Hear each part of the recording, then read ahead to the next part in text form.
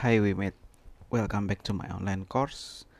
Kali ini kita akan membahas tentang penerapan kode etik dalam penelitian. Baik, pada pertemuan ke-8 ini tidak berbeda dengan pertemuan-pertemuan sebelumnya, yaitu membahas kaitan beberapa isu-isu psikologi yang dikaitkan dengan kode etik. Oke, pertama saya akan mengajak Anda untuk berpikir, ya. Pertanyaannya adalah bagaimana mengantisipasi Hawthorne Effect.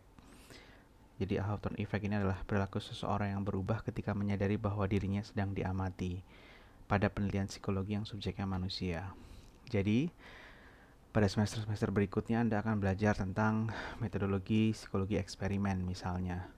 Nah di situ kebanyakan partisipannya adalah manusia itu sendiri.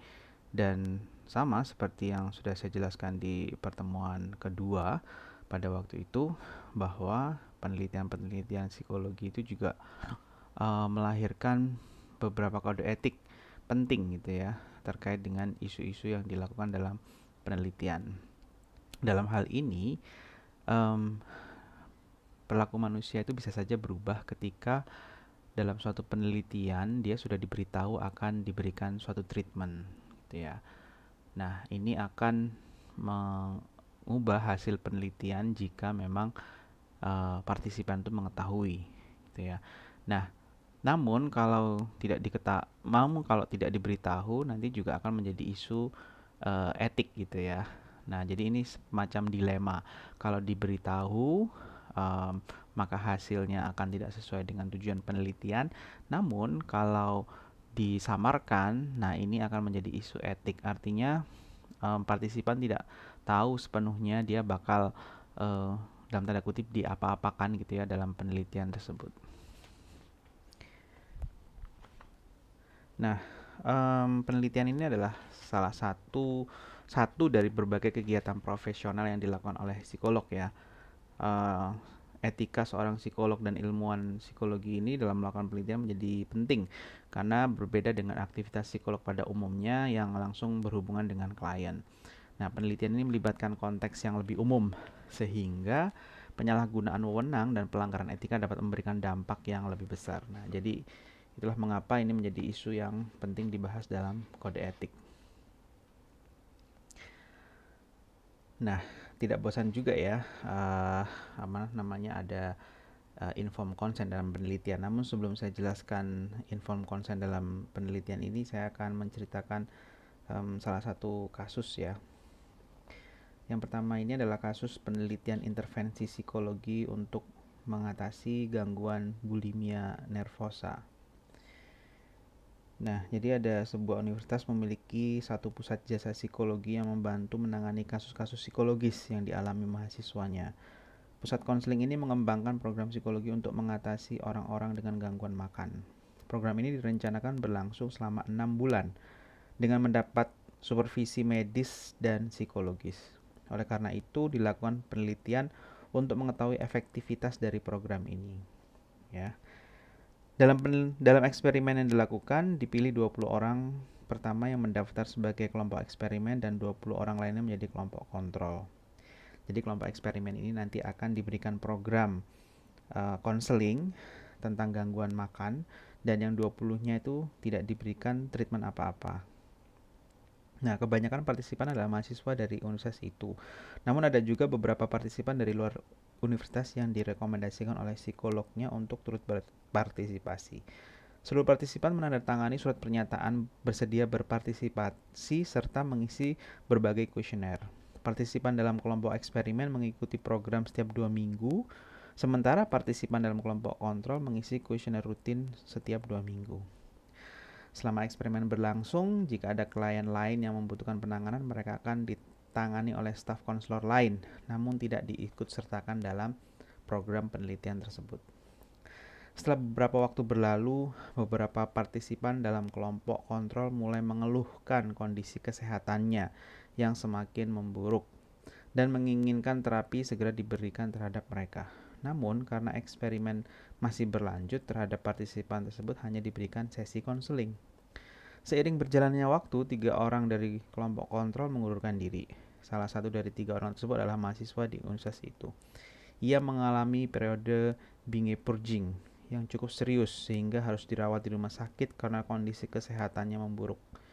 Orang tua dari korban melaporkan kasus ini ke polisi dengan tuduhan telah mengabaikan mahasiswa yang membutuhkan pertolongan, sementara memberikan pertolongan pada orang-orang non-mahasiswa yang berpartisipasi.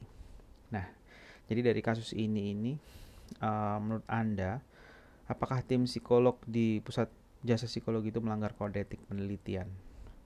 Dan apa yang seharusnya dilakukan oleh tim psikolog itu ya?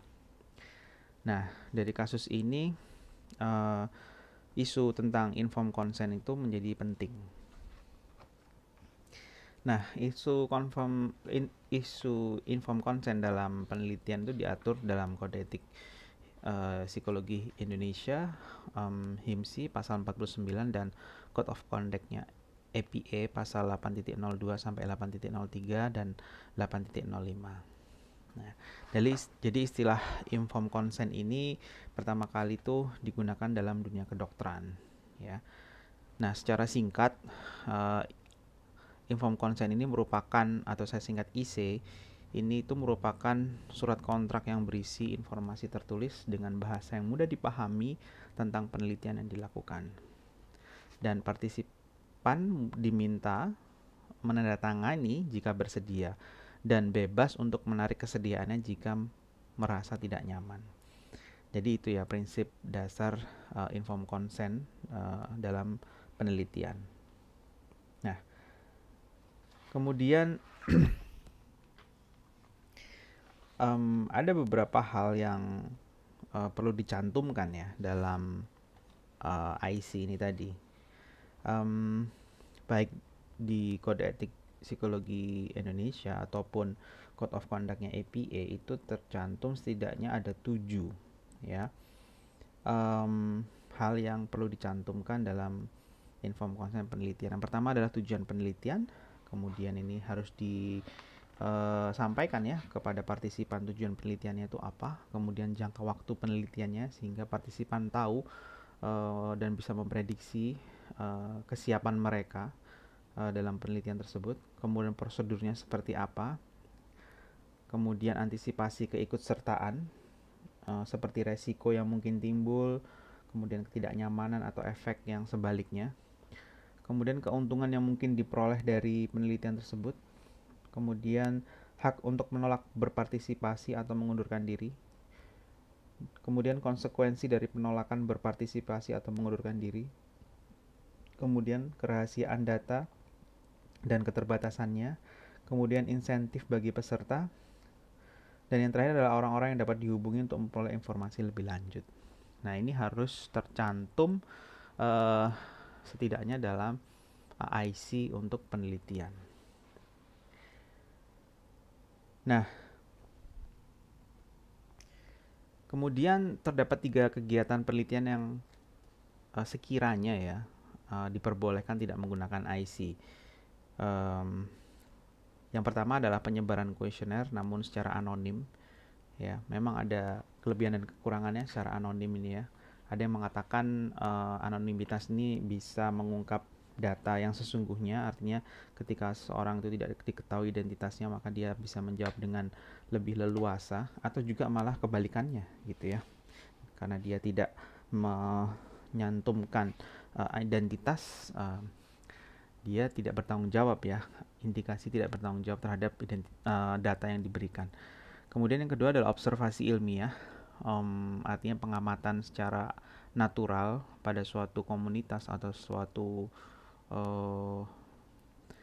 pada suatu komunitas ataupun individu ya, di setting situasi tertentu gitu ya. Ini diperbolehkan tidak menggunakan IC.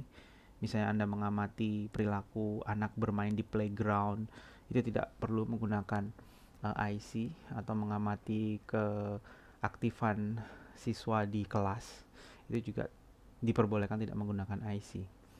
Kemudian penelitian arsip. Nah, penelitian arsip ini juga diperbolehkan tidak menggunakan IC karena mungkin orang-orang yang terkait itu sudah tidak ada di situ, ataupun data-data yang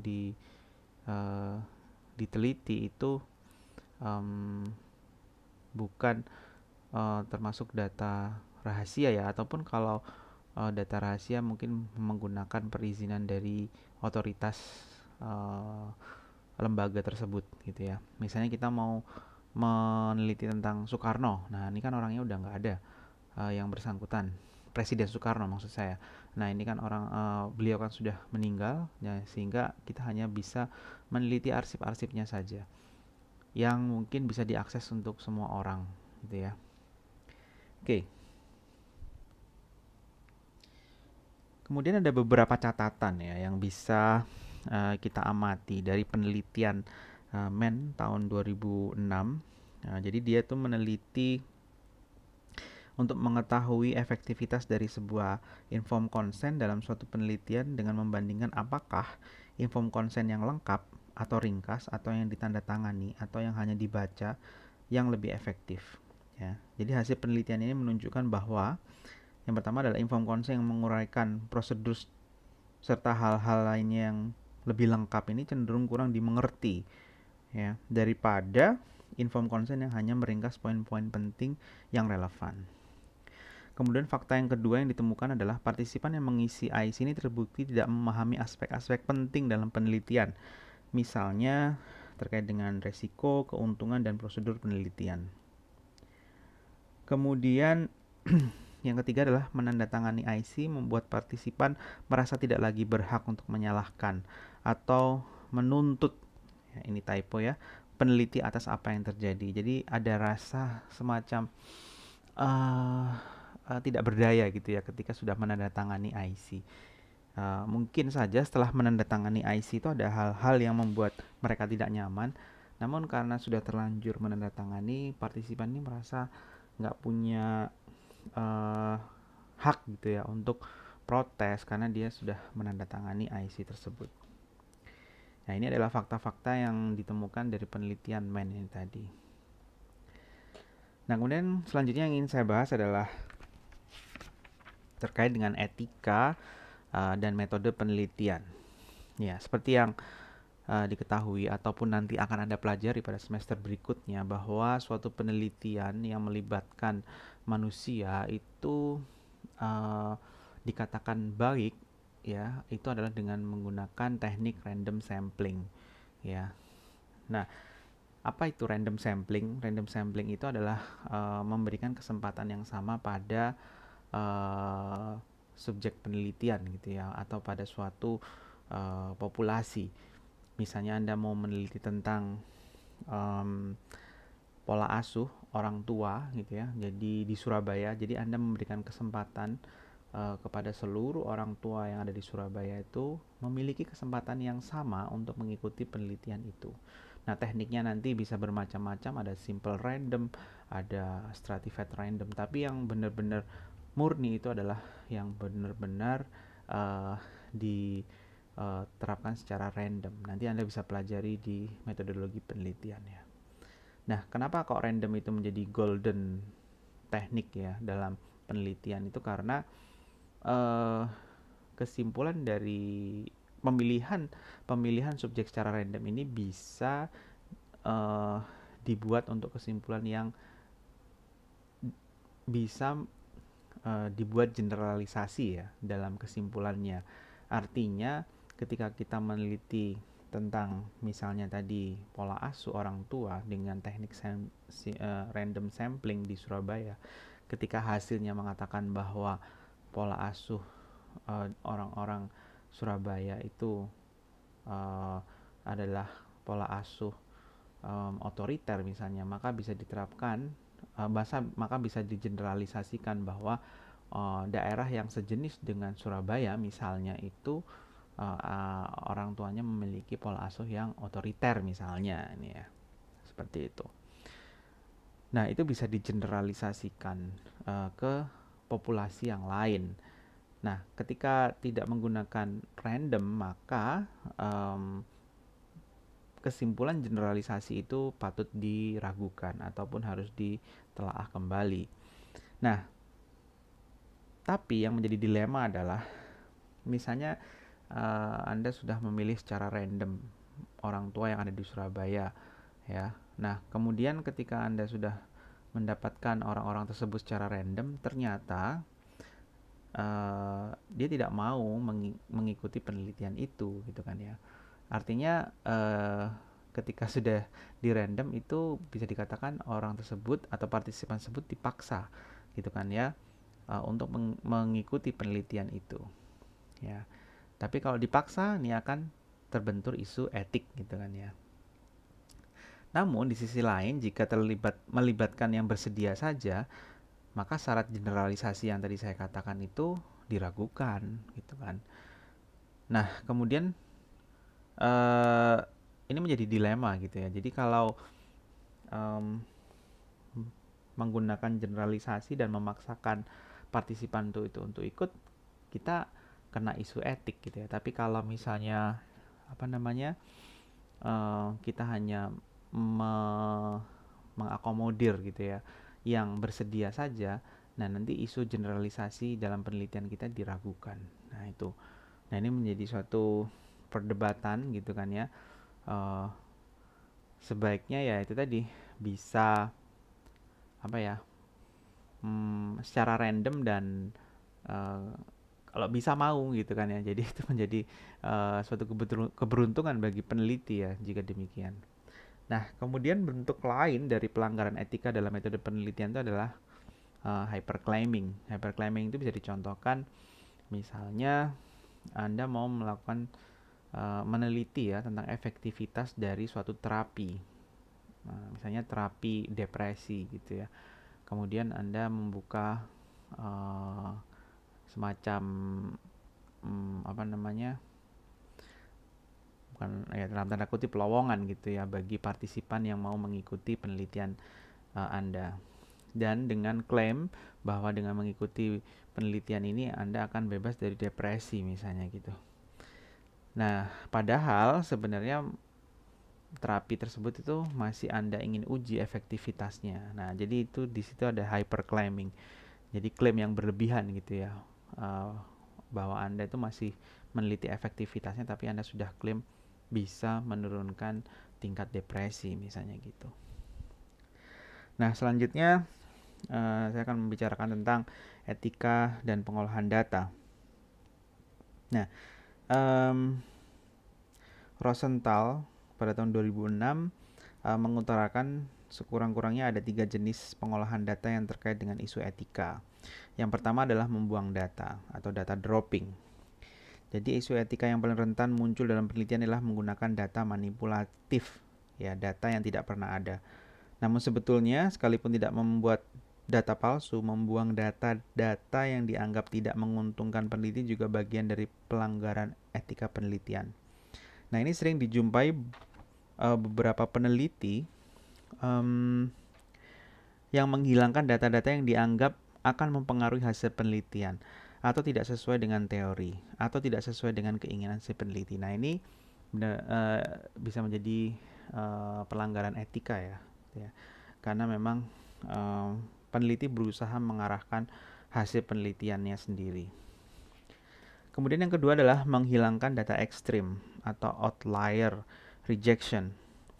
Jadi dalam penelitian itu ada fenomena ini ya, mengeliminasi data-data ekstrim terkait dengan isu teknik dan etika penelitian ya. Dalam beberapa kasus, jadi mengeliminasi data ekstrim atau outlier ini berguna, bahkan merupakan bagian dari teknik statistik yang membuat kesimpulan yang lebih akurat dan representatif. Jadi nanti juga dalam semester berikutnya Anda akan belajar statistik dasar dan dilanjutkan dengan metodologi penelitian yang Anda harus belajar pengolahan data. Nah, dan nanti di situ Anda akan menemui data-data outlier, artinya misalnya kebanyakan responden penelitianmu itu menjawab sedang, tapi dia menjawabnya itu sangat tinggi misalnya gitu, dan dia menjadi sangat distintif ya dengan partisipan yang lain gitu ya. Jadi datanya itu bisa menjadi di luar garis normal, kira-kira seperti itu. Nah, itu dinamakan outlier.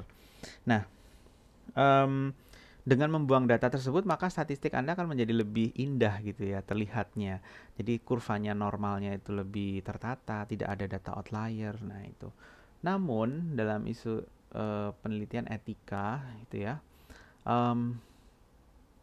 peneliti harus mempertimbangkan secara bijak gitu ya. Pembuangan data outlier itu jika memang dipertimbangkan untuk isu tujuan ilmiah gitu kan ya, itu masih diperbolehkan. Namun kalau misalnya hanya semata-mata untuk membuat data itu menjadi bagus tanpa mempertimbangkan isu dari tujuan penelitian, nah hal ini akan melanggar etika.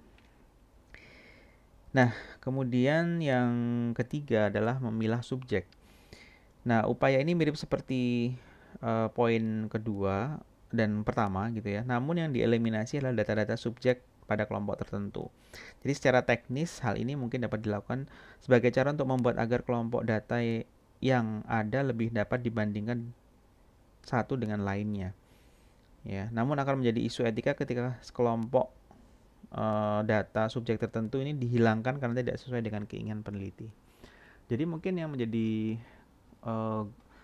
poinnya itu adalah itu tidak bisa atau tidak not acceptable gitu, tidak bisa diterima ketika ketiga hal ini dilakukan karena hasrat dari peneliti itu sendiri atau keinginan dari peneliti itu sendiri ya. Ya, jadi kalau peneliti tidak menginginkan dibuang datanya gitu ya, itu menjadi not acceptable. Oke. Selanjutnya saya akan menjelaskan tentang IC dan pengelabuan atau deception. Dalam penelitian itu dan khususnya penelitian eksperimen itu dikenal istilah deception gitu ya, pengelabuhan atau dibohongin lah gitu ya. Contohnya penelitian Milgram itu juga ya, yang pernah saya jelaskan di pertemuan kedua, itu kan partisipannya nggak tahu kalau dia itu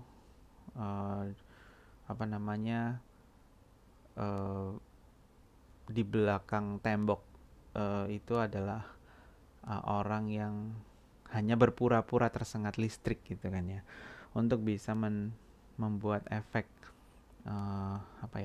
kengerian dari hukuman itu tadi.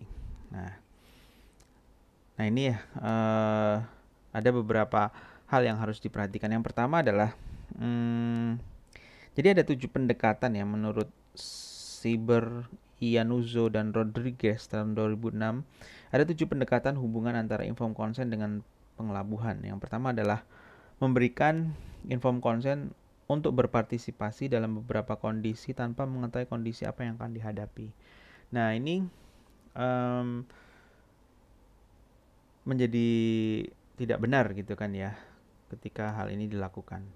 Kemudian yang kedua adalah memberikan consent deception ya, di mana partisipan diperingati bahwa pengelabuan akan terjadi ya. Jadi di warning gitu ya, dan diberitahu apa yang akan terjadi jika mereka berpartisipasi, dan setelahnya diberikan debriefing.